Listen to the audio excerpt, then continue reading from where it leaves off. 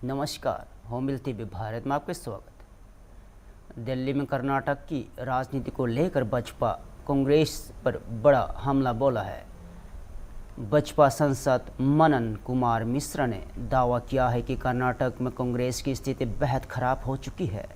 उन्होंने कहा है कि कर्नाटक में कांग्रेस कई घुटों में बढ़ चुकी है और यह भी बात धीरे धीरे अब खोलकर सामने आएगी।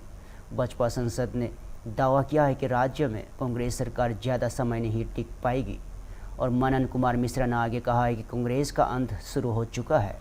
इस बयान के बाद कर्नाटक की सियासत को लेकर बयानबाजी और तेज हो गई है। हालांकि कांग्रेस की ओर से इस बयान पर अभी तक कोई आधिकारिक प्रतिक्रिया सामने नहीं आई है।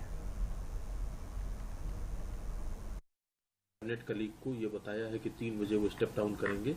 उसके बाद से डीके शिव कुमार, हालांकि उनके नाम की घोषणा नहीं हुई है, लेकिन उन्होंने उनका पैर छू करके आशीर्वाद भी लिया है।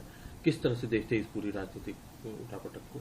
देखिए, कर्नाटक में कांग्रेस की हालत बहुत खराब है। जो अंदरूनी खींचातानी इन लोगों में चल रही है, अभी थोड़े देर के लिए बाहर से कुछ भी नजर आता हो, सच्चाई ये है कि अंदर खाने इन लोगों में बहुत बड़ा डिफरेंसेज है। कई टुकड़ों में कांग्रेस वहां बट गई है, कई ग्रुप बन गए हैं और ये धीरे से सतह पे आएगा। आप देख लेंगे 1 महीने के अंदर कांग्रेस का जो ये अंदर खाने जो चल रहा है, जितना खींचतान और जितने डिफरेंसेज इनके आपस में हैं, जितनी मारामारी अंदर वाली है, वो बाहर सतह पे आएगी। कांग्रेस की सरकार वहां गिरेगी। वो चाहे अभी तत्काल में किसी को मुख्यमंत्री बना दें, लेकिन सरकार चलने को नहीं है। अब कांग्रेस का अंत आ गया है कर्नाटक में भी, और आप देखेंगे कि 1 महीने के अंदर वहां सरकार गिर जाएगी। और मुझे लगता है कि या तो सरकार हमारे भाजपा की आएगी या फिर वहां चुनाव होगा।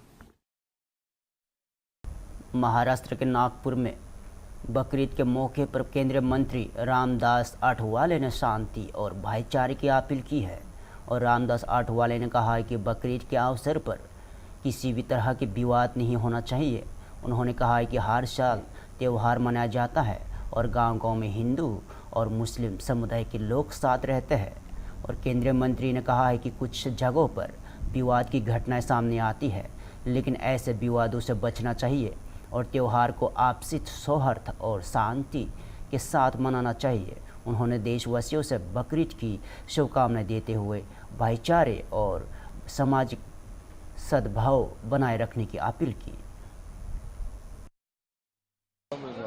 थाने में बकरीद को लेके जो विवाद बना था, कैसे देखते हैं? वहाँ पे सुअर भी लाया गया उस विवाद के बाद में। मुझे लगता है कि जो अभी बकरीद आ रही है, तो बकरीद के अवसर पर मुझे लगता है कि ऐसी कोई विवाद पैदा नहीं होना चाहिए। हर साल बकरीद होती है, हमारी दिवाली होती है, नवरात्र उत्सव होता है, गणेश उत्सव होता है, हमारी बुद्ध जयंती होती है, अम्बेडकर जयंती होती है, शिव जयंती होती है।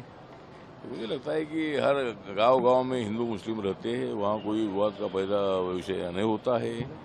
कुछ जगह पर थोड़ी सा ऐसा विवाद होता है, लेकिन ऐसा विवाद नहीं होना चाहिए।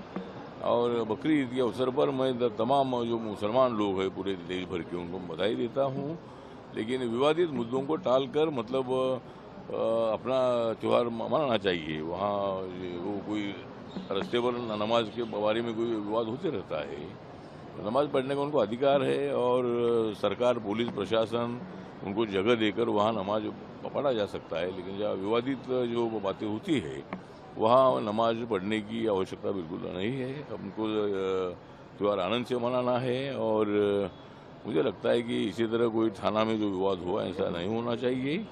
और सभी ने मतलब जिस तरह मुसलमान लोग अपने त्योहारों को पूरा सहयोग करते हैं, उसी तरह ईद के अवसर पर, बकरीद के अवसर पर हिंदू लोगों ने भी उनको सहयोग करने की आवश्यकता है। दिल्ली में केंद्रीय कृषि मंत्री शिवराज सिंह चौहान ने देश की खाद्य सुरक्षा और किसानों की आय कृषि उत्पादन को लेकर बड़ा बयान दिया है।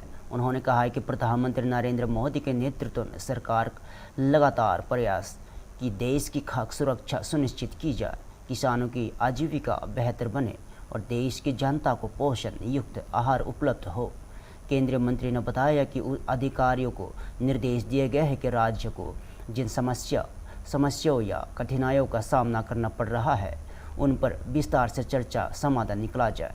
उन्होंने कहा है कि सरकार का फोकस आत्मनिर्भरता, कृषि विविधीकरण और उत्पादन बढ़ाने पर है। शिवराज सिंह चौहान ने यहाँ भी कहा है कि किसानों की मेहनत, केंद्र सरकार की योजनाओं और वैज्ञानिकों द्वारा विकसित नई बीज किस्मों और राज्य की सहयोग के चलते इस बार देश के कृषि उत्पादन के सभी पुराने रिकॉर्ड तोड़ दिए गए हैं।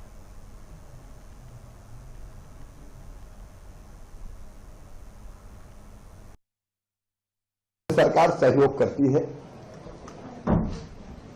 माननीय प्रधानमंत्री श्रीमान नरेंद्र मोदी जी के नेतृत्व में हमारी कोशिश है कि देश की खाद्य सुरक्षा सुनिश्चित करें, किसानों की आजीविका बेहतर बनाएं और पोषण युक्त आहार भारत की जनता को उपलब्ध हो। उसके लिए खरीफ की फसल की और रबी की फसल की व्यापक तैयारी, बोने के लिए उपयुक्त बीज की, अलग अलग जो हमारे मिशन हैं उनको ठीक से नीचे ले जाने की, इसमें व्यापक पैमाने पर चर्चा होती है। राज्य अपनी अपनी तैयारी करके आए, क्योंकि पहले वर्चुअल बैठकों के माध्यम से राज्यों को सारे विषयों के बारे में बताया गया था और अधिकारियों से हमने कहा है कि राज्यों को जो दिक्कत आती है उस समस्याओं पर भी वो ढंग से चर्चा करें। पहले ये सम्मेलन केवल एक दिन का होता था, हमको लगा कि इतने बड़े देश में एक दिन के सम्मेलन में काम चलता नहीं, तो एक दिन सारे अधिकारी मित्र बैठ के विचार विमर्श करेंगे। 3 समूहों में अलग अलग राज्यों को बांट के ये चर्चा होगी और दूसरे दिन राज्यों के कृषि मंत्रीगण भी आएंगे। कल जो विषय अभी चर्चा के हमारे हैं उनमें एक आत्मनिर्भरता, डाइवर्सिफिकेशन और उत्पादन में वृद्धि है। उत्पादन में वृद्धि के मुद्दे पर मैं एक बात फिर दोहराना चाहता हूं कि मुझे कृषि मंत्री के नाते ये कहते हुए संतोष है कि देश के किसानों के परिश्रम से, भारत सरकार की योजना, प्रधानमंत्री जी के नेतृत्व और नीतियों के कारण, हमारे वैज्ञानिकों ने जो नई नई किस्में बीजों की बनाई उनके कारण, और राज्यों ने भी अपने अपने राज्यों में मेहनत की, इस बार सारे रिकॉर्ड उत्पादन के हमने तोड़े हैं। इस वर्ष में, इस साल कुल मिलाकर जो खाद्यान्न उत्पादन के आंकड़े आ रहे हैं 3765.63 लाख टन अनुमानित है, जो पिछले साल से 188 लाख टन अधिक है। अपने आप में ये रिकॉर्ड उत्पादन है आज तक का सबसे ज्यादा। और उत्पादन बढ़ा तो केवल चावल का नहीं बढ़ा, चावल का उत्पादन रिकॉर्ड अब दुनिया में हम नंबर 1 है, चीन को हमने पीछे छोड़ दिया है।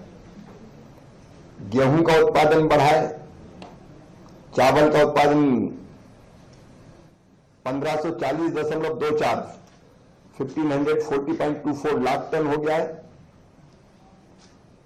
गेहूं का 1206.57 लाख टन हो गया है, 1206.57, और मक्का का 550.92 550.92 लाख टन हो गया है।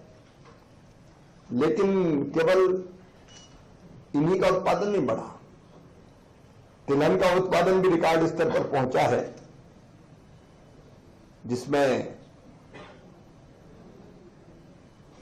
430.59 लाख टन तिलहन का संभावित है, जिसमें मुख्य रूप से मूंगफली 130.74 लाख टन और रेपसीड सरसों 137.68 लाख टन के रिकॉर्ड उत्पादन हुआ है। चंडीगढ़ में पंजाब बसपा के नए अध्यक्ष बनाए जाने के बाद केवल सिंह ढल्लो ने बड़ा बयान दिया है। उन्होंने कहा है कि पार्टी का लक्ष्य पंजाब को दुनिया का सबसे बेहतरीन राज्य बनाना है। केवल सिंह ढल्लो ने कहा है कि बसपा किसानों के कल्याण, युवाओं को रोजगार उपलब्ध कराने और पंजाब की खुशहाली के लिए लगातार काम करेगी। उन्होंने यह भी कहा है कि पार्टी सभी वर्गों को साथ लेकर आगे बढ़ेगी और पंजाब में विकास तथा सुशासन को प्राथमिकता दी जाएगी। इसके साथ ही उन्होंने दावा किया है कि पंजाब में अगली सरकार भारतीय जनता पार्टी बनेगी। उनके इस बयान के बाद राज्य की राजनीति में हलचल तेज हो गई है। पहले रिएक्शन ये है कि हमारी पहली ये बात है कि पंजाब को उन्नति के लिए, तरक्की के लिए, जो पंजाब नंबर 1 सूबा था हिंदुस्तान में, भारतवर्ष में, उसको दोबारा नंबर 1 बनाना है। हमारा ये ट्रैक रिकॉर्ड है। हमारे माननीय नरेंद्र मोदी जी ने ये कहा है कि विकसित भारत, जैसे भारत में तरक्की हो रही है उसी तरीके से पंजाब में भी तरक्की होनी चाहिए। तो पंजाब को नंबर 1 होता था, 19वें नंबर पे चला गया। उत्तर प्रदेश लगा लो, हमारा जो साथ वाला सूबा है हरियाणा लगा लो, तो किसानों के लिए हरियाणा में 21 फसलों पे मिल रही है एमएसपी, हम भी देंगे। अब 2 फसलों पे मिलती है, कनक और चोने में, उस दोनों में मिल रही है। हम दोनों में कनक और जोने में मिल रही है, हम 21 के और देंगे। हम किसानों के लिए, नौजवानों के लिए रोजगार पैदा करेंगे और पंजाब की खुशहाली के लिए मैं एक बात कहना चाहता हूँ, पंजाब थका है पर टूटा नहीं। पंजाब दोबारा, पंजाब में भाईचारक सभ्याचार एक है। महाराजा रणजीत सिंह की तरह सरकारे खालसा सबको एक निगाह से देखा जाएगा। ये भारतीय जनता पार्टी का पहला असूल है। जात पात से ऊपर उठकर सबका मान इज्जत करेंगे, हम सबको साथ लेकर चलेंगे और अगली सरकार जो होगी पंजाब में भारतीय जनता पार्टी। अक्सर एक ऐसी जो चेहरा किया जाता है बीजेपी की तरफ से, पहली बार अगर किसी के चेहरे को दिया गया है, इसको लेकर भी आगे रहेगा कि देखो मैं आपको बात समझ गया। बात यह है, जो पंजाब है गुरु पीरा पैगंबरां दी धरती है। इत्थे जात पात का कोई है ही नहीं, इत्थे सब नूं नाल लेके चलिया जाता। सो सारे को साथ लेकर चला जाएगा।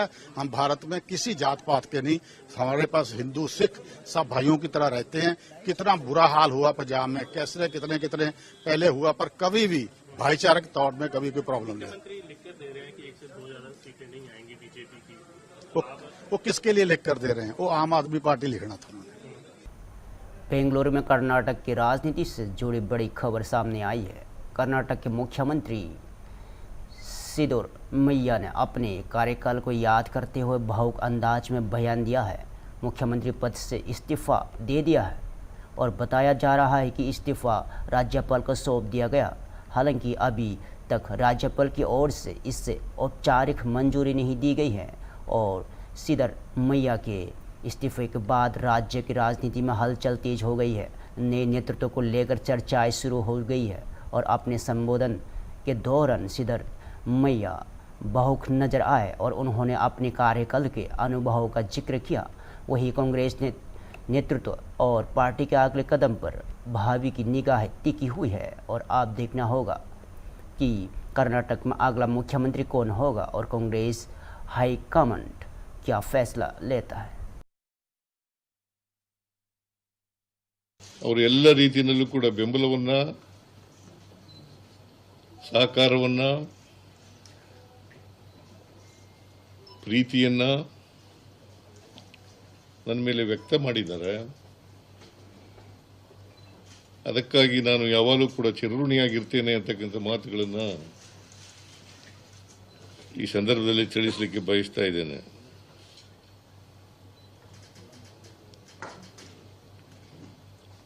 ನಾನು ಹಳ್ಳಿಗಾಡಿನಿಂದ ಬಂದಂಥವನು.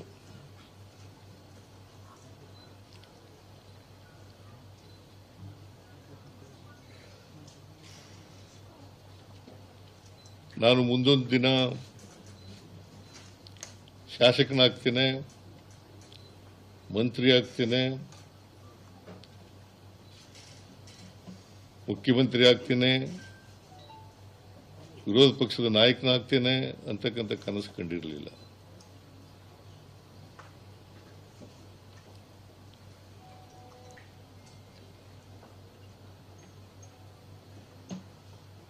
ನಾನು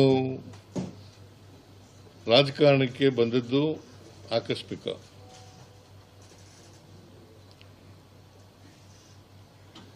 ಯಾಕಂದ್ರೆ ನಮ್ಮ ಕುಟುಂಬದವ್ರು ಯಾರು ಕೂಡ ರಾಜಕಾರಣದಲ್ಲಿ ಇರಲಿಲ್ಲ.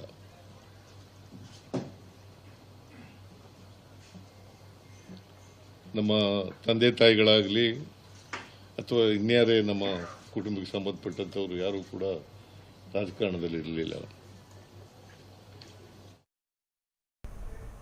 पटना में केंद्रीय मंत्री गिरिराज सिंह ने इंडिया गठबंधन और बिहार में चल रहे राजनीतिक मुद्दों पर विपक्ष पर हमला बोला है। उन्होंने कहा है कि इंडिया गठबंधन का नेतृत्व चाहे ममता बनर्जी करे या तेजस्वी यादव, उससे बसपा को कोई फर्क नहीं पड़ता। और गिरिराज सिंह ने कहा है कि देश की जनता नकारात्मक सोच वाली राजनीति को पहले से ही नकार चुकी है। वही बिहार में एसआईआर को लेकर सुप्रीम कोर्ट फैसले पर प्रतिक्रिया देते हुए केंद्रीय मंत्री ने कहा है कि एसआईआर एक लगातार चलने वाली प्रक्रिया है। उन्होंने आरोप लगाया कि विपक्ष अपनी संभावित हार का ठिकरा एसआईआर पर फोड़ना चाहता है। और गिरिराज सिंह ने इस बयान के बाद बिहार की राजनीति में आरोप प्रत्यारोप का दौर और तेज हो गया है। कहा है सर कि राहुल गांधी विपक्ष के बड़े नेता हैं, उन्हीं के नेतृत्व में इंडिया गठबंधन चुनाव लड़ेगा। भगवान करे कि राहुल गांधी जैसा देश विरोधी माओवादी मुस्लिम कांग्रेस के नेता इंडिया गठबंधन का नेतृत्व करे। हमें इसमें क्या लेना देना। वो ममता बनर्जी उनका नेतृत्व करे या तेजस्वी यादव उनका नेतृत्व करे, उससे हमें क्या लेना देना। देश की जनता नकारात्मक सोच वालों को नकार चुका। एसआईआर निरंतर चलते रहेगा, ये चुनाव आयोग का अधिकार है। ये 200% कोर्ट ने भी कहा, कोर्ट ने मान्यता दी। ये लोग विपक्ष के लोग जो लोग एसआईआर पर हंगामा कर रहे थे, एसआईआर में जो कुछ हुआ वो कंटिन्यूअस प्रोसेस है। ये अपनी हार का ठिकरा एसआईआर पर मरना चाहिए। जम्मू कश्मीर से बड़ी खबर सामने आ रही है। सिंधु जल संधि के लंबित रहने के बीच चेनाब ब्यास लिंक सुरंग परियोजना को लेकर हिमाचल प्रदेश के राज्यपाल कविंदर गुप्ता ने बड़ा बयान दिया है। उन्होंने कहा है कि देश के राज्यों पंजाब, हरियाणा और हिमाचल को पर्याप्त पानी मिलना चाहिए। साथ ही ऑपरेशन सिंदूर के बाद पाकिस्तान के रवैया का जिक्र करते हुए उन्होंने कहा है कि पुरानी गलतियों को दोहराया नहीं जाना चाहिए और पाकिस्तान का हुक्का पानी बंद करने की ज़रूरत है। और कविंदर गुप्ता ने केंद्र सरकार के फैसलों का समर्थन करते हुए कहा है कि सरकार सही दिशा में निर्णय ले रही है और सिंधु जल संधि और जल संसाधनों को लेकर यहाँ बयान राजनीति और रणनीतिक रूप से अहम माना जा रहा है।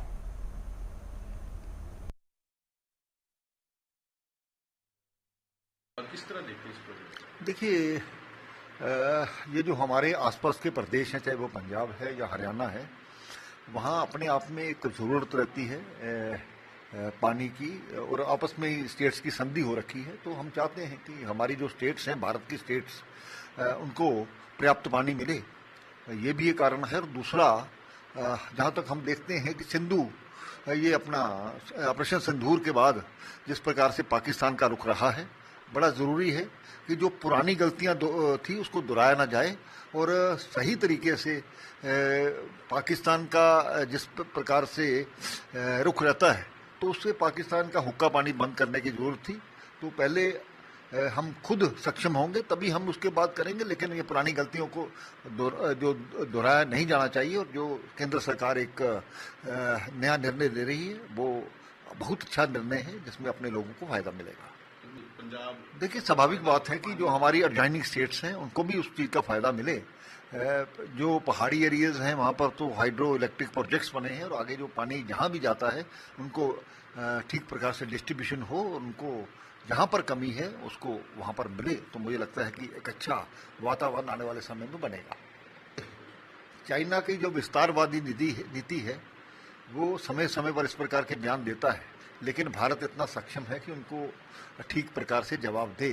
तो एक्सटर्नल अफेयर मिनिस्ट्रीज ने जो ये बात कही है बिल्कुल है। लद्दाख हमारा एक ऐसा प्रदेश है जो कि पूरी तरह से हमारे कब्जे में है और जब इस प्रकार की उन्होंने कोशिश की है तो चाहे वो गलवान हो दूसरा हो उनको मुंह तोड़ जवाब दिया गया है। इस प्रकार से ये सोचना भी गलत है और मैं ये जो MEA की बयान है इससे सहमत हूँ। पश्चिम बंगाल की राजनीति में बयानबाजी तेज हो गई है। TMC नेता सौगत रॉय ने पार्टी के पूर्व राष्ट्रीय प्रवक्ता संतानु सेन के इस्तीफे और पार्टी विरोधी बयानों पर तीखे प्रतिक्रिया दी है और सौगत रॉय ने कहा है कि जब पार्टी का समय खराब हो तब पार्टी के खिलाफ बयान देना ठीक नहीं है। उन्होंने यहाँ भी कहा है कि संतानु सेन आप किसी पद पर नहीं हैं, आप पहले प्रवक्ता हुआ करते थे। इसके साथ ही उन्होंने शिवेंदु शेखर रॉय पर भी निशाना साधते हुए कहा है कि वे कभी चुनाव नहीं जीते और ममता बनर्जी के समर्थन से राज्यसभा पहुंचे हैं, इसलिए उन्हें पार्टी के खिलाफ बयान देना नहीं चाहिए। TMC के भीतर जारी बयानबाजी को लेकर पश्चिम बंगाल की राजनीति में हलचल बढ़ गई है।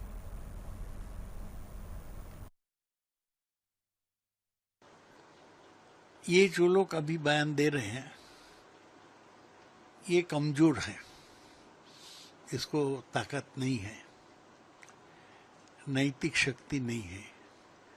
जब पार्टी का समय खराब है तब पार्टी का खिलाफ बयान देना कोई महत्व का काम नहीं है, ऐसा देना नहीं चाहिए। इसमें अब शांतनु सेन का बात किया, शांतनु सेन तो पार्टी का कुछ नहीं है, MLA भी नहीं है, MP भी नहीं है, तो बीच में स्पोक्समैन हुआ करते थे, अभी वो भी नहीं है, तो इसको क्या महत्व है। सुखेंदु शेखर राय तो जिंदगी में कभी चुनाव नहीं जीते हैं, वो राज्यसभा के सदस्य हैं। ममता बनर्जी उन पे आशीर्वाद किया इसलिए वो राज्यसभा के सदस्य हुआ। उनको पार्टी के खिलाफ बोलना नहीं चाहिए, वो अच्छे आदमी है लेकिन बोलना नहीं चाहिए। सुखेंदु शेखर राय का कहना है कि पार्टी हार चुकी है, अब सवाल ये उठता है कि इस पार्टी का क्या होगा, पार्टी बचेगी कि नहीं, तो देखा जाएगा। ममता बनर्जी तो 2006 में केवल 29 सीट मिला, उस समय हमारा पार्लियामेंट में एक केवल सदस्य था, ममता बनर्जी खुद। उससे तो 5 साल में वापस किया, 2011 में मुख्यमंत्री बन गया। पॉलिटिक्स में कोई फाइनल बात होता है? पॉलिटिक्स क्या एक दिन का न्यूज से होता है? पॉलिटिक्स लॉन्ग टर्म बात।